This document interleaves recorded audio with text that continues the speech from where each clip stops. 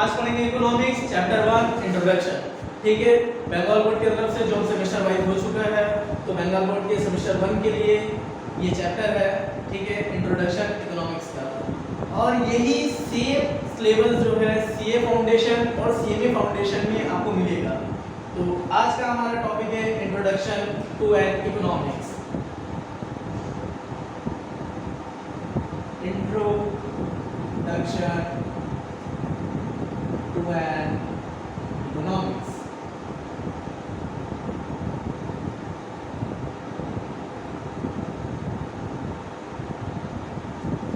जिस तरह से आपको देख करके समझ आ रहा है कि आज हमारा टॉपिक है इंट्रोडक्शन है इकोनॉमिक्स के बारे में, तो इकोनॉमिक्स का हम लोग इंट्रोडक्शन पढ़ेंगे कि इकोनॉमिक्स पहले किस वर्ड से आया है, उसका मीनिंग क्या था, और फिर कि इसे आहिस्ता आहिस्ता जानेंगे कि इकोनॉमिक्स क्या होता है।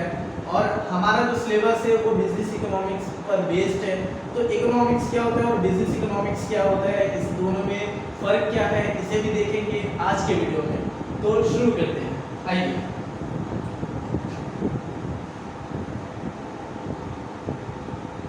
तो जैसा कि इकोनॉमिक्स जो वर्ड है, ये वर्ड ड्राइव्ड है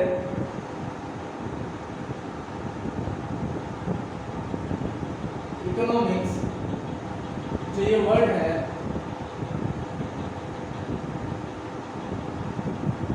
ये लिया गया है ग्रीक वर्ड। कौन सा ग्रीक वर्ड अभी देख लेते हैं।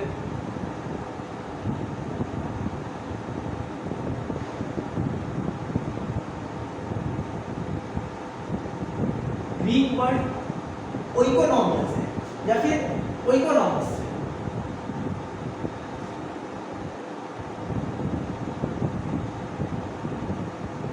ओइकोनोमिया और कह सकते हैं ओइकोनॉमस। दोनों का मीनिंग सेम होता है। दोनों का मीनिंग जो होता है हाउस होल्ड मैनेजमेंट। क्या होता है मीनिंग? House hold management. कि मैनेजमेंट में काम आता है, घर के मैनेजमेंट में। ठीक है, इकोनॉमिक्स के बारे में हर एक इकोनॉमिस्ट का जो है नजरिया अलग अलग था।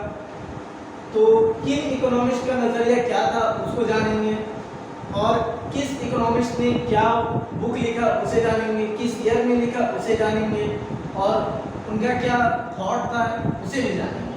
ठीक है,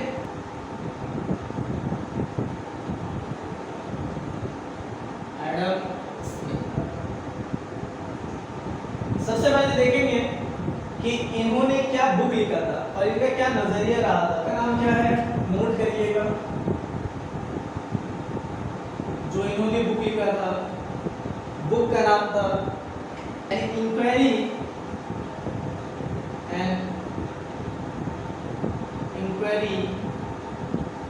into nature, an inquiry into nature and causes of wealth of nation, of wealth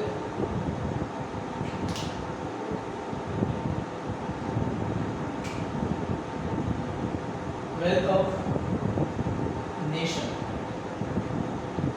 इन्होंने जो बुक लिखा था an inquiry into nature and causes of wealth of nation, इसे शॉर्ट फॉर्म में वेल्थ ऑफ नेशन के नाम से जाना जाता है। ठीक है, तो इस बुक को पब्लिश करने का ईयर क्या था?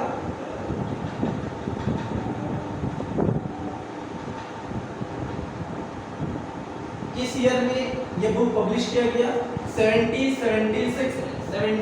1776 में कब बुक पब्लिश किया गया? 1776 में। और ये बुक का बेस क्या बना, मतलब किस बेसिस पर ये बुक इन्होंने लिखा? बेस्ड क्या था?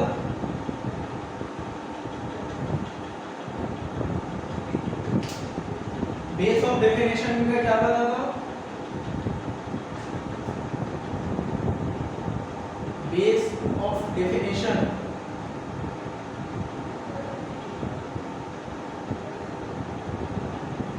वेल्थ ऑफ नेशन इनका जो था ये बेस था।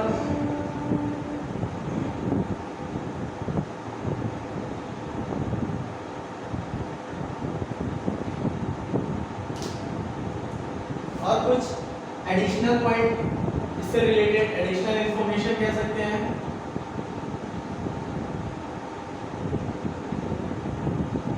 एडिशनल इन्फो कि इन्हें फादर ऑफ इकोनॉमिक्स भी कहा जाता है। Father of economics.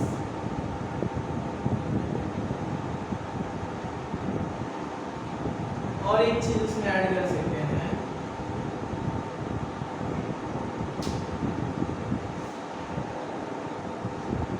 कि इनका जब बेस रहा डेफिनेशन बनाने का वेल्थ ऑफ नेशन, कि ये जो नेशन जो चलता है, एक कंट्री जो चलती है, किससे चलती है?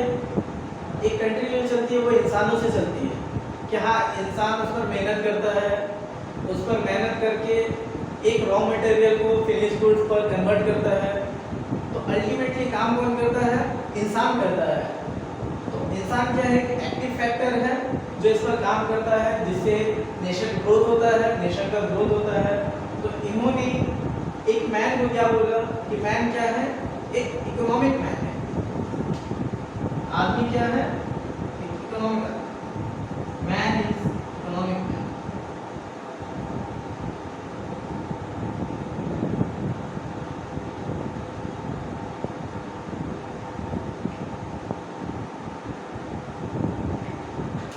ठीक है, आप लोग इसका या तो स्क्रीनशॉट ले सकते हैं या फिर आप लिख सकते हैं।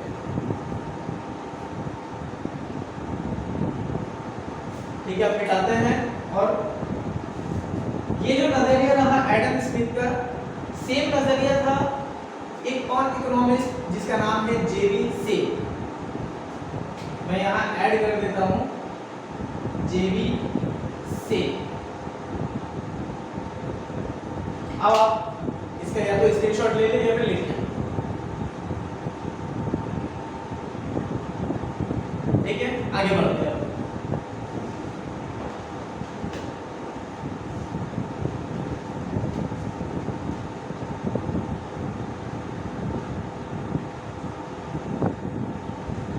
इसके बाद अब पढ़ेंगे प्रोफेसर एल्बर्ट मार्शल के बारे में।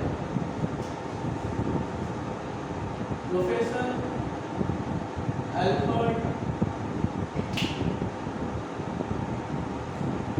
मार्शल के बारे में पढ़ेंगे।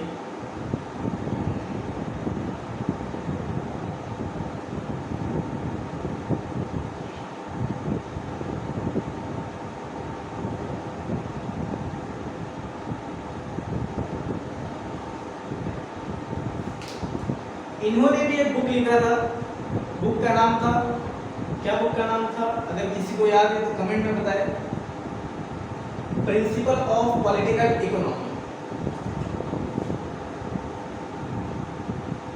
बुक नेम क्या था? इनका बुक का नाम था प्रिंसिपल ऑफ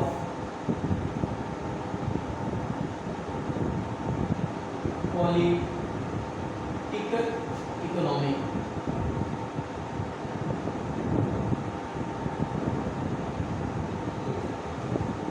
इनका बुक किस ईयर में पब्लिश किया गया?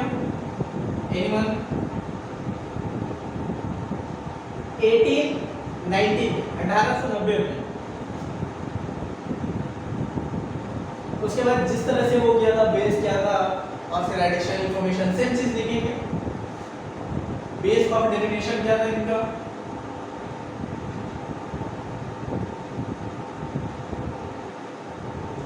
अब जाहिर सी बात है पॉलिटिकल इकोनॉमिक के बारे में लिख रहे हैं तो जाहिर सी बात है कुछ तो होगा। पॉलिटिकल के हैं, ऐसे तो पॉलिटिकली लोग क्या सोचते हैं नहीं सोचते वो मैटर करता है अलग अलग मुद्दों पर। पॉलिटिकल जो भी होता है, कुछ भी वर्क होता है तो वेलफेयर के लिए होता है नॉर्मली, ठीक है। लेकिन अब किस चीज़ के लिए वो यूज हो रहा है वो आप लोग बता सकते हैं। बेस ऑफ डेफिनेशन क्या था? वेलफेयर बेस्ड, कि लोगों का भला करना।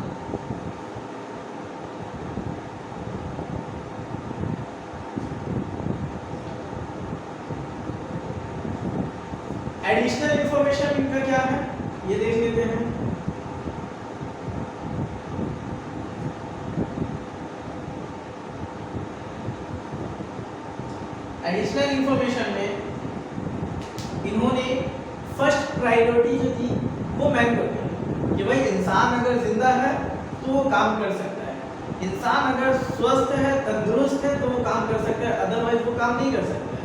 ठीक है, तो सबसे पहला प्रायोरिटी इन्होंने जो दिया है वो इंसान को दिया कि फर्स्ट प्रायोरिटी किसको दिया इन्होंने, इंसान को दिया। उसके बाद पैसे को दिया। कहते हैं ना कि जान है तो जहान है, जब जान ही नहीं रहेगा इंसान को तो फिर इंसान काम कैसे करेगा। तो फर्स्ट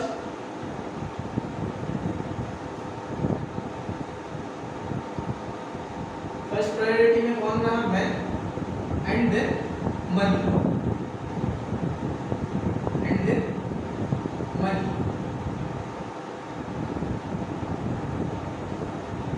उसके बाद कि जब वेलफेयर बेस रहा, क्या भाई वेलफेयर करना है, लोगों का भला हो जाए, तो इसलिए इन्होंने एक और चीज कहा था, जिस तरह से एडम स्मिथ साहब ने कहा था कि मैन क्या है, इकोनॉमिक मैन है कि आदमी ही पैसा है, लेकिन इन्होंने ऐसा नहीं कहा कि आदमी क्या है, इन्होंने कहा कि आदमी एक सोशल मैन है कि वो लोगों के भलाई के लिए सोचता है। ठीक है, तो मैन इज सोशल मैन।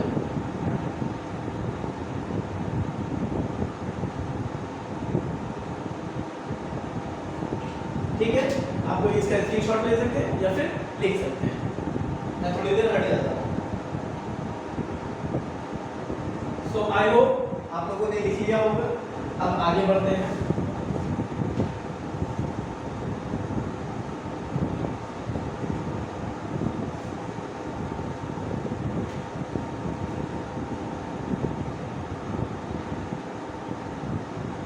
अब आगे बढ़ते हैं।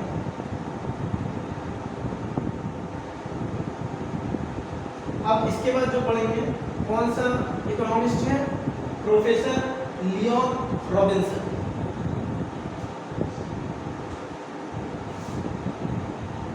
Professor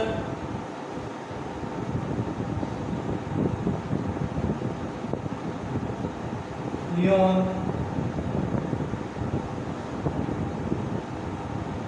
Robins.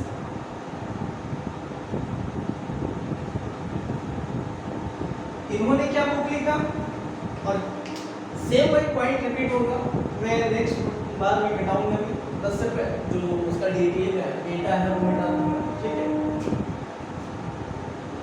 बुक नेम क्या रहा,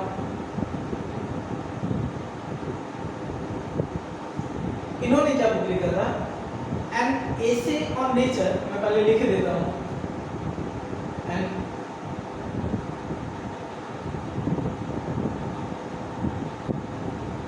essay on nature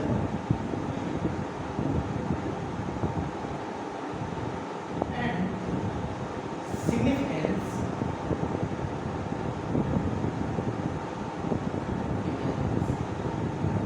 of economic science।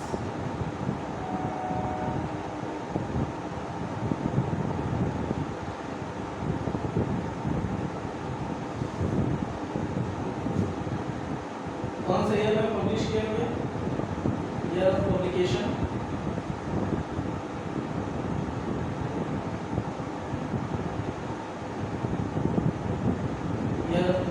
कब रहा, इनका ईयर ऑफ पब्लिकेशन है। वो जब लॉ पढ़ेंगे तो लॉ में भी वो चीज़ है, लॉ में भी वो डेट आपको याद रखना अल्टीमेटली हो जाएगा। एक लॉ है जिसका नाम है द इंडियन पार्टनरशिप एक्ट 1932, तो उसी ईयर में इनका भी बुक पब्लिश किया गया 1932 में।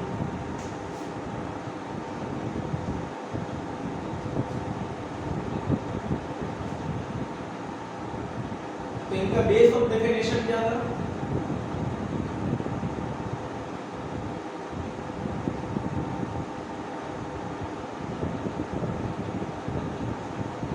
बेस ऑफ डेफिनेशन जो था ना इनका, एक बहुत बेहतरीन चीज करना कि जिसके बारे में अब आगे हम लोगों को पढ़ना रहेगा, स्कैरसिटी बेस था।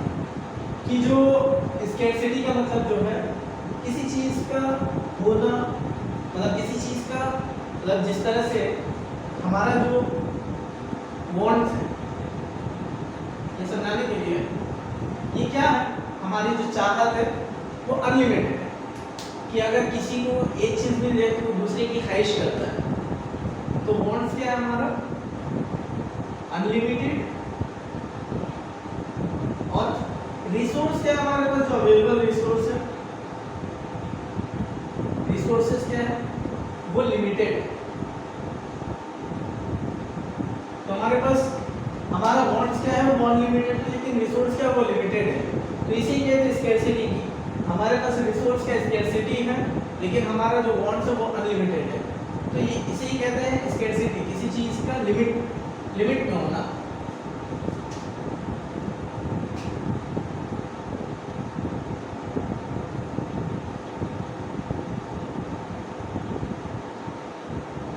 Scarcity based.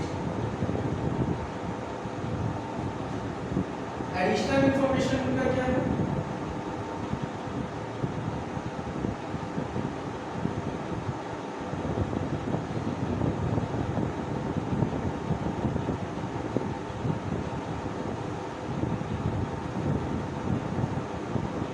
सेम चीज जो मैंने अभी लिखा था, क्या लिखा था, वांट्स अनलिमिटेड है और रिसोर्स लिमिटेड है। तो उसको ऐसे लिख सकते हैं, लिमिटेड मींस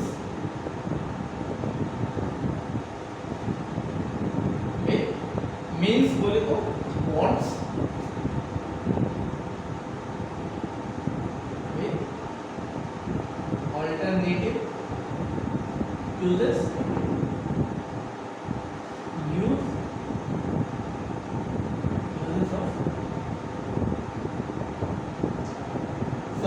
मीन्स बोले तो रिसोर्स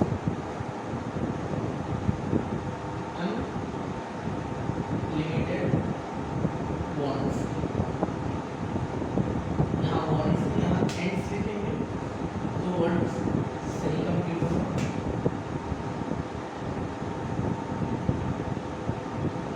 अब यहाँ आप लिख सकते हैं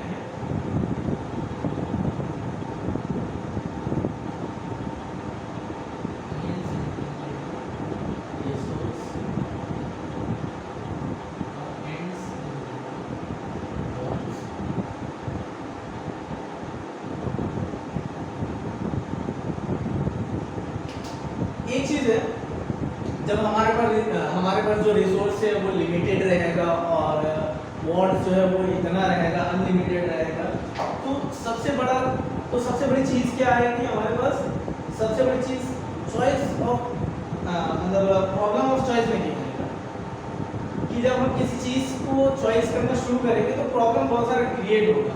एग्जाम्पल के तौर पर कि हमारे पास मान करके चलो 500 रुपये है, मेरे पास 500 रुपये है और वो 500 रुपये से मुझे बहुत सारी चीज़ें लेनी भी है। तो क्या होगा कि जब हम उसे मार्केट ले जाएंगे या कोई मार्केट जाएगा तो उसके पास रिसोर्स क्या है, लिमिट है, 500 रुपये है। अब जाहिर सी बात है मार्केट में हर एक चीज़ मिलेगा, उसको स्नीकर्स मिलेगा, उसे अगर फूड का शौकीन है तो फूड भी मिलेगा, स्ट्रीट फूड अभी बहुत ज़्यादा है वो भी मिलेगा, क्लोथ मिलेंगे, कपड़े मिलेंगे, और कहीं अगर सेल लगा हुआ रहा तो वहाँ पर डूब गया, फिर जा करके खोजेगा भाई कुछ ना कुछ तो मिल जाए। तो क्या है कि आपके पास रिसोर्स क्या है वो लिमिटेड है और वांट्स अनलिमिटेड है। तो इसमें एक चीज़ आएगा, प्रॉब्लम ऑफ चॉइस मेकिंग आ जाएगा इसमें, प्रॉब्लम ऑफ चॉइस।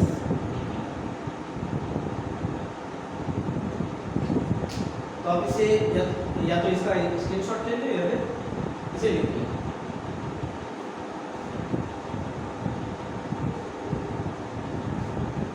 तो उम्मीद करते हैं आप लोग ने लिख लिया होगा।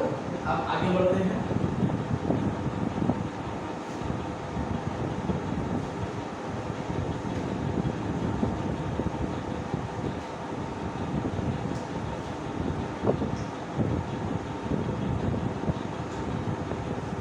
अब एक साथ जिस तरह से हमने पहले आइडल्स में और जेबीसीएस का नज़रिया हमने देखा था। खैर जो बुक लिखा था उन्होंने तो वो एडम स्मिथ ने लिखा था, ईयर भी एडम स्मिथ का था और डेफिनेशन, लेकिन जो बेस था डेफिनेशन का और जो भी चीज़ रहा वो सब मतलब सेम नज़रिया जेबीसीएस का भी रहा।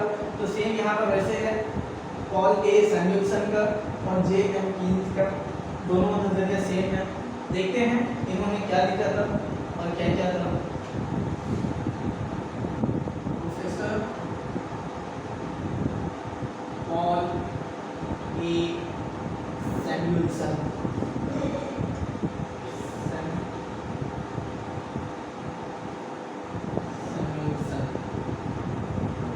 एंड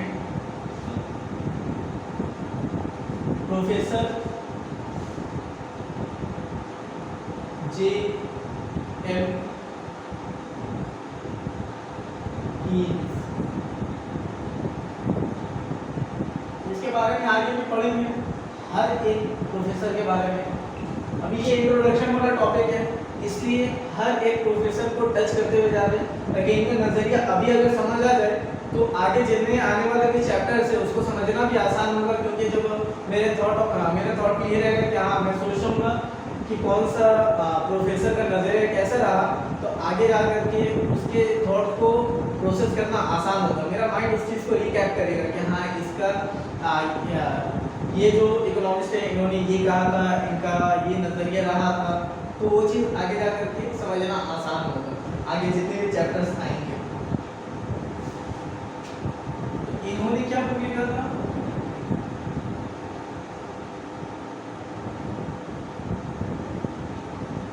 इनका बुक का नाम है N introductory analysis, N introductory analysis. Year of publication क्या रहा, एनी गेसेस? 1948। डेफिनेशन बेस क्या रहा, base of definition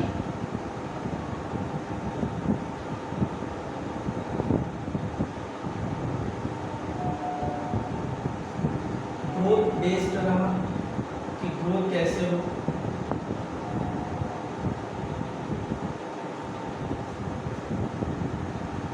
additional information,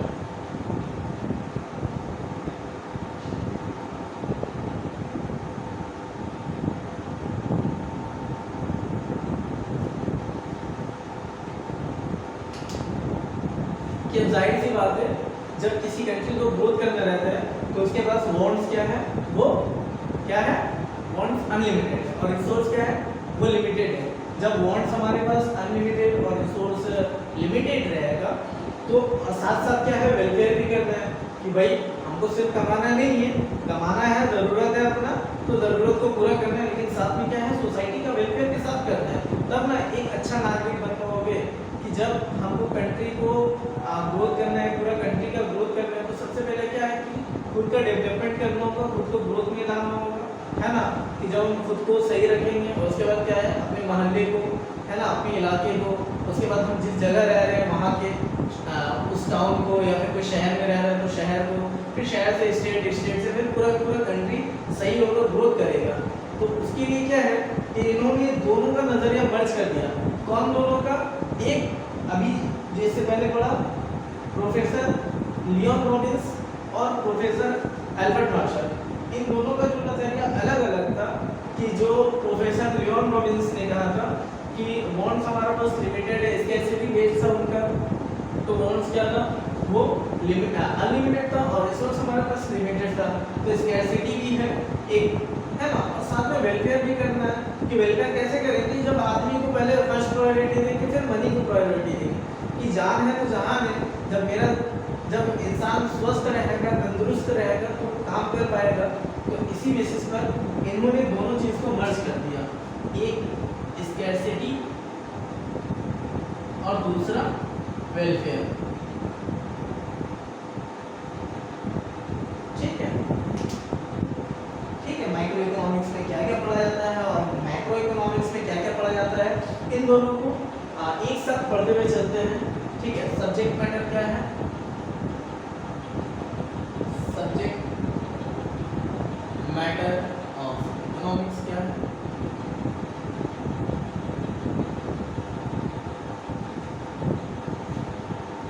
तो मेनली दो है, एक है आपका माइक्रो इकोनॉमिक्स, दूसरा है मैक्रो इकोनॉमिक्स।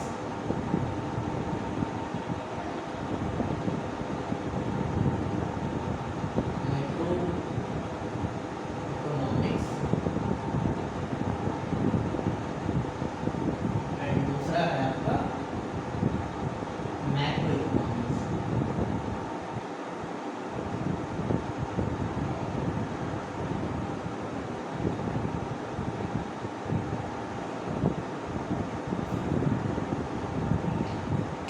तो जाहिर सी बात है, देख करके समझ में आ रहा है कि माइक्रो और मैक्रो के बारे में पढ़ना है। माइक्रो पता होगा, जो छोटी लेवल पर पढ़ा जाता है, जो छोटी छोटी चीज़ों के बारे में स्टडी किया जाता है, वो सारा चीज़ माइक्रो इकोनॉमिक्स में आता है। सेम एज मैक्रो में जहाँ ओवरऑल बात किया जाता है, जहाँ पर कंट्री वाइज बात किया जाता है, वर्ल्ड वाइज बात किया जाता है, वो सारा मैक्रो में आता है, ठीक है। अब इसमें क्या क्या चीज़ हमें पढ़ना है, कैसे कैसे पढ़ना है, ये चीज़ देख लेते हैं कि माइक्रो इकोनॉमिक्स में क्या क्या स्टडी किया जाता है। प्रोडक्ट प्राइसिंग के बारे में,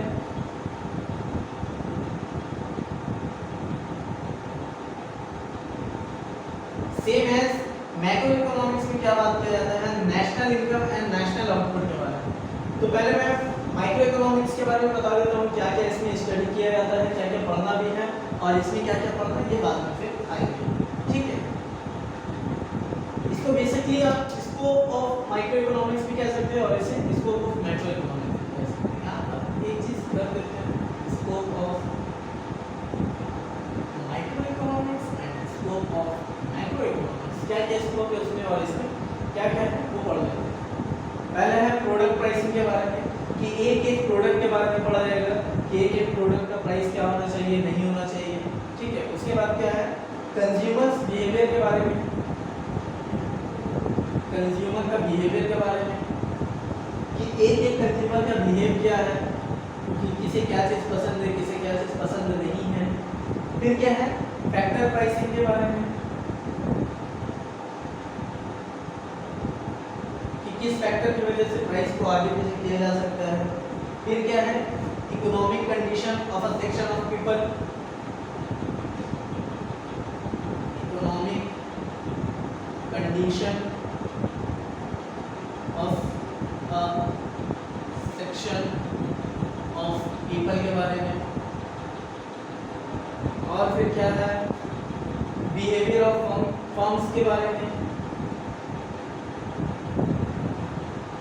बिहेवियर ऑफ फर्म्स।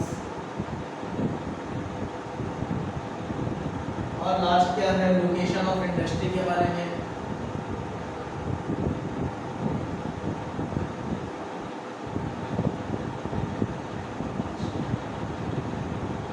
इस तरह देख लेते हैं कि जहाँ पर माइक्रो इकोनॉमिक्स में हम लोग पढ़ रहे थे प्रोडक्ट प्राइसिंग वगैरह, कंज्यूमर बिहेवियर, फैक्टर प्राइसिंग, तो वहीं पर हम लोग ओवरऑल पढ़ने वाले हैं। ओवरऑल क्या होता है, जैसे national income and national output, कि हमारा नेशनल इनकम क्या है एंड नेशनल आउटपुट क्या होता है।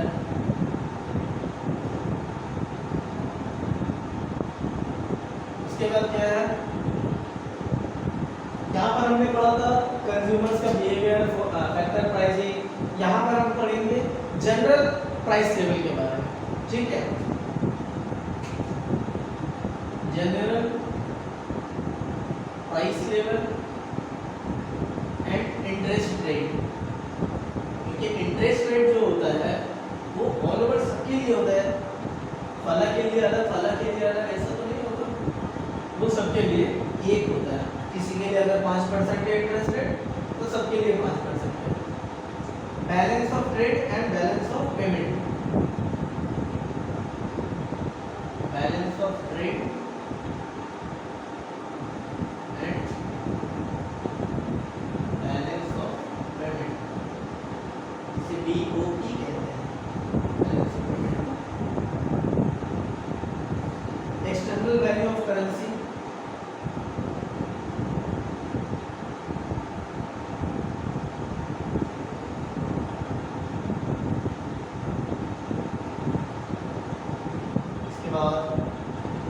Overall level of saving and investment, savings and investment.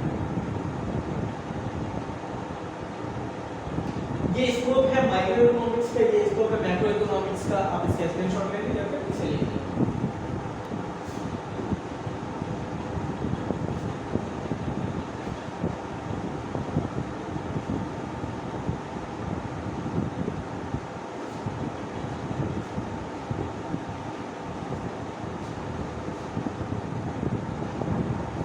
आज के लिए इतना ही।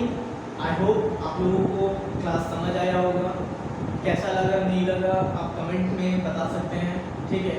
इसके बाद अब जो नेक्स्ट टॉपिक रहा हमारा बिजनेस इकोनॉमिक्स, और इकोनॉमिक्स क्या है, उसका डिफरेंस पढ़ना है, नेचर पढ़ना है, और भी जो थोड़ी बहुत टॉपिक है उसे पढ़ना है।